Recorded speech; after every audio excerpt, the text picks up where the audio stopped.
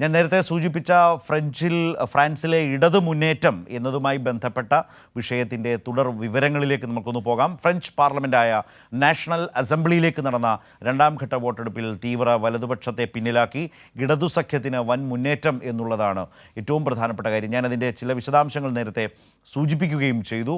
ഇപ്പോൾ എന്നാൽ അതൊരു തൂക്കുസഭയിലേക്കുള്ള സാധ്യത നിൽക്കുകയാണ്. ആർക്കും ഭൂരിപക്ഷമില്ലാത്തൊരവസ്ഥ ഇടത് മുന്നേറ്റം ആകുമ്പോഴും അത്തരമൊരു സാഹചര്യം കൂടിയുണ്ട് എന്നാണ്. ഇപ്പോൾ ന്യൂസ് ഡെസ്കിൽ നിന്ന് വിവരങ്ങളുമായി ആവണി നമ്മൾക്കൊപ്പം ചേരുന്നുണ്ട്.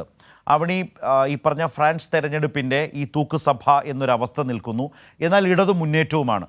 എന്താണ് രാഷ്ട്രീയ നിരീക്ഷകർ സാധ്യത കൽപ്പിക്കുന്നത്? ഏത് തരത്തിലുള്ളൊരു സർക്കാർ രൂപീകരണ സാധ്യതയാണ് തെളിയുന്നത്? ശരത്, ലോകം തന്നെ ഉറ്റുനോക്കുന്ന ഒരു തെരഞ്ഞെടുപ്പായിരുന്നു ഇപ്പോൾ ഫ്രാൻസ് അസംബ്ലി തെരഞ്ഞെടുപ്പായി നടന്നത്. അതിൽ തീർച്ചയായും തീവ്ര വലതുപക്ഷ പാർട്ടിയായ നാഷണൽ റാലി തന്നെയായിരിക്കും വിജയിക്കുക എന്നുള്ള തരത്തിലുള്ള സർവേ ഫലങ്ങൾ ഒത്തിരി വന്നിരുന്നു.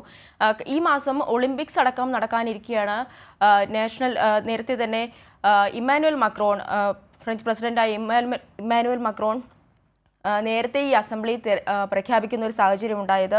ഇതുമായി ബന്ധപ്പെട്ടാണ് ഇപ്പോൾ ഈ മാസം തന്നെ ഈ തെരഞ്ഞെടുപ്പ് വേഗത്തിൽ നടത്തുന്ന ഒരു സാഹചര്യം ഉണ്ടായത്. ആ ഒരു തെരഞ്ഞെടുപ്പ് പ്രഖ്യാപിക്കുന്ന ഒരു സമയം മുതൽ തന്നെ നാഷണൽ റാലി ആയിരിക്കും വിജയിക്കുക എന്നുള്ള തരത്തിൽ തന്നെയാണ് വാർത്തകളും വന്നുകൊണ്ടിരുന്നത്. സർവേ ഫലങ്ങളടക്കം അങ്ങനെ തന്നെയാണ് വന്നുകൊണ്ടിരുന്നത്.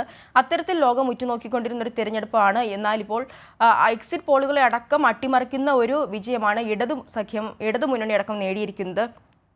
അപ്രതീക്ഷിതമായ തിരിച്ചടി തന്നെയാണ് നാഷണൽ റാലിക്ക് അടക്കം ലഭിച്ചത്. ലോകം തന്നെ ഉറ്റുനോക്കിയ ഒരു തെരഞ്ഞെടുപ്പിൽ എന്നാൽ നാഷണൽ റാലി വിജയിക്കുമെന്നുള്ള പ്രവചനങ്ങൾ ഉണ്ടായിരുന്നു. അതെല്ലാം അതായത് ഈ നാഷണൽ റാലി വിജയിച്ചു കഴിഞ്ഞാൽ കടുത്ത കുടിയേറ്റ വിരുദ്ധ നിലപാടുള്ള അല്ലെങ്കിൽ ഒപ്പം തന്നെ ന്യൂനപക്ഷ വിരുദ്ധ നിലപാടുള്ള നാഷണൽ റാലി വിജയിക്കുന്നതിൽ ലോകരാജ്യങ്ങളടക്കം ആശങ്ക പ്രകടിപ്പിക്കുന്ന ഒരു സാഹചര്യം ഉണ്ടായിരുന്നു. പല രാജ്യങ്ങളും അത്തരത്തിൽ ആശങ്ക പ്രകടിപ്പിച്ച് മുന്നോട്ട് വരുന്ന ഒരു സാഹചര്യം ഉണ്ടായിരുന്നു. എന്നാൽ അതൊക്കെ തന്നെ അട്ടിമറിച്ചുകൊണ്ട് ജൂൺ 30-നായിരുന്നു ആദ്യഘട്ട തെരഞ്ഞെടുപ്പ് നടന്നത്. അന്ന് 33.15% നേടി ഈ നാഷണൽ റാലി പാർട്ടി ഒന്നാമതെത്തിയിരുന്നു. അത്തരത്തിൽ ഈ നാഷണൽ റാലി പാർട്ടി മുന്നിലേക്ക് എത്തിയ ഒരു സാഹചര്യത്തിൽ ഇടത് പാർട്ടിയടക്കം ഇവർ മുന്നിലേക്ക് വരുന്നതിൽ ആശങ്ക പ്രകടിപ്പിച്ചപ്പോൾ തന്നെ മറ്റ് ഇടത് പാർട്ടിയും ഒപ്പം തന്നെ ഇമ്മാനുവൽ മക്രോണിൻ്റെ പാർട്ടിയും അടക്കം ഒരു പ്രത്യേക ധാരണയുണ്ടാക്കുകയും ഇതിൻ്റെ ഭാഗമായി 400 സ്ഥാനാർത്ഥികളടക്കം വോട്ട് വിഭജിച്ച് പോവാതിരിക്കാനായി 400 സ്ഥാനാർത്ഥികളടക്കം പിന്മാറുന്ന ഒരു സാഹചര്യം ഉണ്ടായിരുന്നു. ഈ തന്ത്രം വിജയിച്ചു എന്ന് തന്നെ പറയേണ്ടി വരും.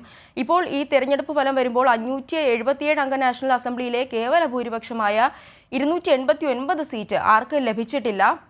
നിലവിലെ സീറ്റ് കണക്കുകൾ പറയുകയാണെങ്കിൽ ഇടതു സഖ്യമായ ന്യൂ പോപ്പുലർ ഫ്രണ്ട് 182 സീറ്റും ഇമ്മാനുവൽ മക്രോണിന്റെ റിനൈസൻസ് പാർട്ടി 163 സീറ്റിലും, എന്നാൽ വിജയിക്കുമെന്ന് പ്രതീക്ഷിച്ചിരുന്ന തീവ്ര വലതു പാർട്ടിയായ നാഷണൽ റാലി 143 സീറ്റുകളിലുമായി ഒതുങ്ങുന്ന ഒരു സാഹചര്യമാണ് ഉണ്ടായത്. തീർച്ചയായും ഇതൊരു തൂക്കസഭയ്ക്ക് തന്നെയാണ്. ഇതോടെ ഫ്രാൻസിലൊരു തൂക്കസഭയ്ക്കുള്ള സാധ്യത തന്നെയാണ് ഉയരുന്നത്. ശരത്, ശരി, ആവണിയാണ് വിശദാംശങ്ങൾ നമുക്കായി നൽകിയത്.